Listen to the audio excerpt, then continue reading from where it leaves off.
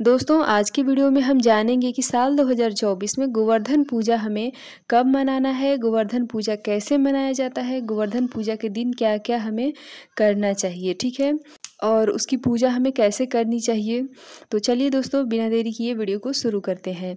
तो देखिए दोस्तों गोवर्धन पूजा जो है दीपावली के अगले दिन यानी कि हम 31 अक्टूबर को दीपावली का त्योहार मनाएंगे और उसके अगले दिन 1 नवंबर को जो है गोधन या फिर गोवर्धन पूजा जो है वो मनाएंगे। लेकिन दोस्तों ये त्योहार जो है वो 2 दिनों का होता है। एक दिन हम उसको बनाते हैं और दूसरे दिन उनकी हम पूजा करते हैं, ठीक है? तो हम बनाएंगे 1 तारीख को 1 नवंबर को और उनकी पूजा जो है वो हम 2 नवंबर के दिन करेंगे, ठीक है? हालाँकि 1 नवंबर के दिन भी पूजा होगी लेकिन जो विशेष पूजा होती है वो 2 नवंबर के दिन होगी, ठीक है? तो हम अब देख लेते हैं कि ये त्योहार क्यों मनाया जाता है। तो देखिए दोस्तों ये दिवाली के अगले दिन इस त्योहार को मनाया जाता है। मान्यता ऐसी है कि आज के दिन ही भगवान श्री कृष्ण ने अपनी छोटी उंगली से गोवर्धन पर्वत को उठाकर गोकुल वासियों की देवराज इंद्र के प्रकोप से बचाया था, इसलिए ये त्योहार जो है वो मनाया जाता है, ठीक है? तो देखिए दोस्तों इस दिन जो है आप भगवान कृष्ण की भी पूजा कर सकते हैं, गौ माता की भी पूजा कर सकते हैं, ठीक है? तो देखिए दोस्तों हमारे यहाँ इस गोवर्धन पूजा को कैसे मनाया जाता है, इमेज में जैसे आपको दिख रहा है वैसे ही गाय के गोबर से इस तस्वीर को, इस चित्र को जो है बनाया जाता है घर के बाहर। मतलब कोई भी गांव मोहल्ला हो गया उस तरह से, ठीक है? तो गांव की सारी औरतें लड़कियां मिलके और इसको बनाती हैं। इसको फूल से, जौ से, फूल से, सिंदूर से और गेहूँ से, चने से इत्यादि इसको सजाया जाता है। मतलब एक मनुष्य की आकृति को बनाई जाती है, अपने हिसाब से उसको अच्छे से सजाया जाता है। वहाँ पे दीप वगैरह भी आप मतलब जला सकते हैं और शाम के समय बैठ के वहाँ पे गीत भी, लोक गीत जो है वो गाया जाता है, ठीक है? तो इस तरह से गोवर्धन पूजा होता है। अब देखिए दोस्तों गोवर्धन पूजा जो है इसी दिन हम अपने भाई के लिए भी पूजा करते हैं जिसको कि भाई दूज भी कहा जाता है, ठीक है? तो देखिए दोस्तों इस दिन की पूजा विधि क्या होती है इसको भी हम जानेंगे इस वीडियो में। जिस दिन हम बनाते हैं गोवर्धन भगवान को उस दिन पे पूजा तो की जाती है लेकिन उसके अगले दिन विशेष रूप से पूजा की जाती है। तो उस दिन हमें कैसे पूजा करना चाहिए? तो देखिए दोस्तों उस दिन जो है आप लड्डू मतलब प्रसाद के लिए ले सकते हैं, मिश्री ले सकते हैं, इलायची दाना ले सकते हैं, नारियल ले सकते हैं। इसके अलावा आप अपने हिसाब से कोई भी मिठाई और विशेष रूप से ये कच्चे चने का ही प्रसाद बनाया जाता है, ठीक है? तो इस तरह से आप जो है इसको लेके और प्लेट में एक दीपक और वहाँ पे हम जाते हैं जहाँ पे गोवर्धन भगवान बनाए जाते हैं, जहाँ पे गोवर्धन बनाया जाता है, ठीक है? अब ये जो है पूरे सामूहिक पूजन होता है क्योंकि कोई एक व्यक्ति इस पूजन को नहीं कर सकता है, पूरे मोहल्ले की औरतें मिलके इस पूजन को करती हैं, ठीक है? अब देखिए दोस्तों हमें जिस दिन गोधन दिन पूजन होता है, जैसे कि इस साल 2024 में गोवर्धन पूजा जो है वो 2 नवंबर के दिन मनाया जाएगा। तो 2 नवंबर के दिन हमें क्या-क्या करना चाहिए? तो देखिए दोस्तों हमने अभी जाना ही कि गोवर्धन पूजा के दिन ही दरिद्र को भगाया जाता है। तो जिस दिन गोवर्धन पूजा विशेष वाली होती है उसी दिन रात में हम 3:30-4 बजे से उठ के और दरिद्र को भगाते हैं। दरिद्र को भगाने के बाद अच्छे से अपने घर की साफ सफाई करते हैं उसी रात को। ये नहीं कि हम सूर्य उगने का इंतज़ार नहीं करते हैं।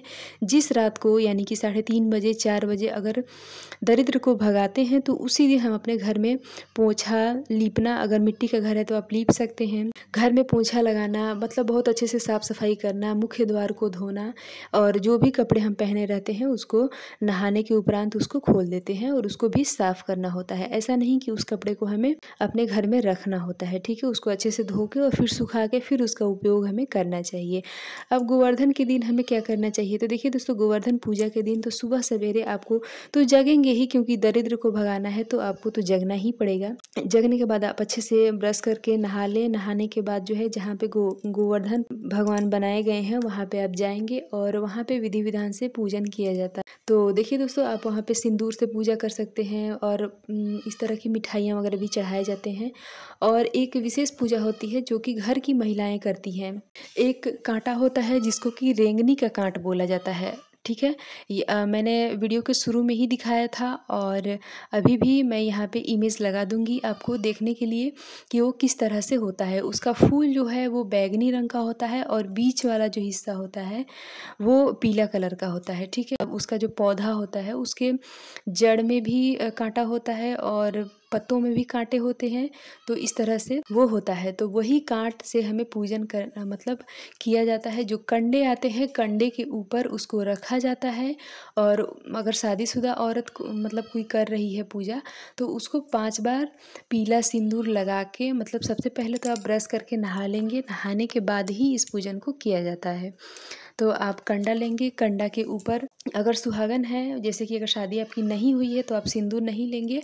अगर आपकी शादी हो गई है तो आप जो है वहाँ पे सिंदूर रखेंगे कंडे पे और शुभ दिशा में यानी कि पूरब की तरह हम बैठेंगे मुँह करके और उसको काँटे को तोड़ के अंगूठा और जो अनामिका उँगली होती है दाहिने हाथ की, उससे हम तोड़ते हैं और अपने सिर को ऐसे सीधा वार के और अपने जीभ में उसको चुभोते हैं, ठीक है। ये बहुत मतलब जटिल पूजा विधि नहीं है।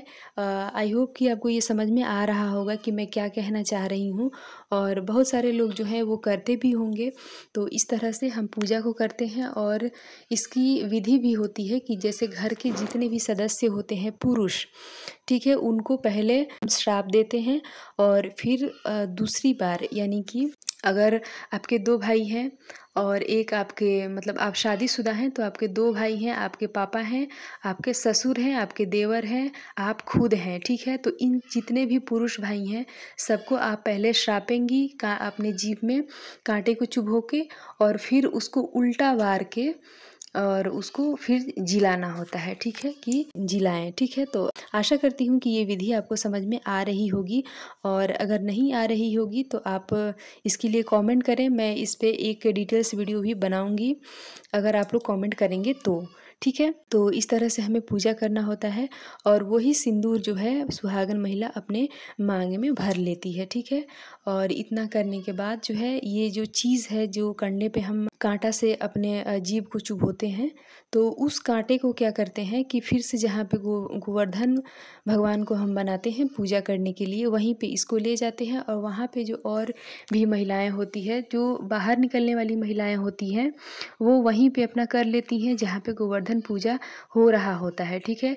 और जो औरतें घर से बाहर नहीं निकल सकती हैं, जैसे कि अभी जिनकी नई-नई शादियाँ हुई हैं या गाँव में अभी भी बहुत सारे जो है बहुएँ नहीं निकलती हैं, तो उन लोग के लिए ये नियम है कि घर पे आके वो लोग करती हैं, मतलब घर पे ही करती हैं।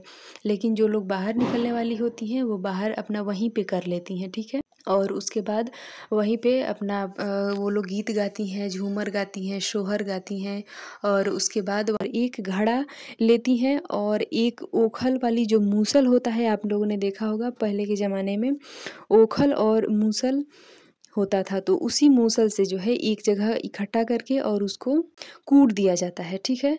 तो इस तरह से गोवर्धन पूजा समाप्त हो जाती है और गोवर्धन पूजा के दिन जो है विशेष रूप से अपने घर में हमें कुछ भर के बनाना चाहिए। जैसे कि हमारे घर पे खीर मतलब हमारे इधर खीर और दाल वाली पूरी बनाई जाती है, दाल भर के पूरी, दाल वाली पूरी बनाई जाती है, ठीक है। तो गोवर्धन के दिन यही विशेष रूप से व्यंजन बनता है और यही सारे लोग ग्रहण भी करते हैं, खाते भी हैं। ये प्रसाद मतलब ये जो है घर का सभी सदस्य खा सकते हैं, ठीक है। लेकिन जो गोवर्धन पूजा का प्रसाद होता है, वो प्रसाद विशेष रूप से चना होता है, बतासा होता है, मतलब कच्चे चने, बताशे और अक्षत वगैरह होता है, तो आप उसको लाते हैं उस प्रसाद को और अपने भाई को उसको खिलाया जाता है, ठीक है। तो अगर आपके भाई हैं तो आप वहाँ पे तुरंत ही खिला सकते हैं, जैसे कि कच्चे चने और कुछ लड्डू होते हैं, बतासे, इलायची दाना, मिश्री, इस तरह का प्रसाद होता है, वो प्रसाद अपने भाई को खिलाया जाता है। इस प्रसाद में से महिलाएँ या फिर लड़कियाँ ग्रहण नहीं करती हैं, ठीक है। और जिनके भाई दूर हैं, जिनके बहन दूर हैं जो कि नहीं कर सकती हैं, वो उसको अच्छे से सुखा के बांध के रख देती हैं और जब अपने भाई से मिलती हैं तो वो उस प्रसाद को खिला देती हैं, ठीक है। तो यही है गोवर्धन पूजा की विधि और आशा करती हूँ कि जो मैंने बताया आपको समझ में अच्छे से आ गया होगा कि गोवर्धन पूजा की क्या विधि होती है, किस तरह से हम जो है श्रापते हैं, किस तरह से जिलाते हैं और दोस्तों आपको अगर कुछ भी इसमें से समझ में नहीं आया है या फिर आपको मन में कोई सवाल है, कमेंट भी कर सकते हैं, रिप्लाई बहुत जल्द आपको मिलेगा। और कोई बात आपको समझ में नहीं आई है तो आप उसको दोबारा से भी देख सकते हैं, ठीक है? तो आशा करती हूँ दोस्तों कि ये जानकारी आपको अच्छी लगी होगी कि गोवर्धन पूजा हमें किस तरह से करना चाहिए, अपने भाई को प्रसाद के रूप में क्या-क्या खिलाना चाहिए। तो दोस्तों मिलती हूँ इसी तरह से एक और नए वीडियो के साथ, तब तक के लिए बाय।